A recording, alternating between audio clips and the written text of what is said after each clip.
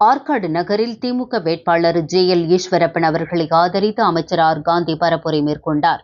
ராணிப்பேட்டை சட்டமன்ற தொகுதியில் இறுதி பரப்புரையை முடித்துக் கொண்டு ஆற்காடு சட்டமன்ற வேட்பாளருக்கு ஆதரவாக பரப்புரையை முடித்து வைத்த அமைச்சர்.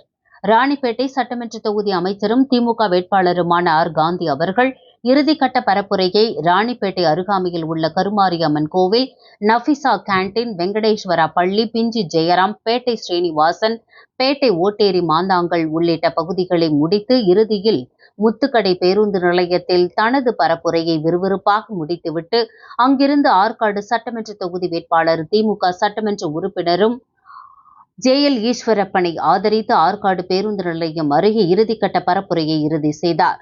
அதேபோன்று ஆற்காடு சட்டமன்ற தொகுதி திமுக வேட்பாளர் ஜே.எல். ஈஸ்வரப்பன் எதிர்த்து போட்டியிடும் அதிமுக வேட்பாளர் எஸ்.எம். சுகுமார் ஆதரவாளர்கள் நேருக்கு நேர் நின்று கொண்டு தாரை தப்பட்டை அடித்து உற்சாகத்துடன் வேட்பாளர்கள் தங்களது இறுதிக்கட்ட பரப்புரையை நிறைவு செய்தனர்.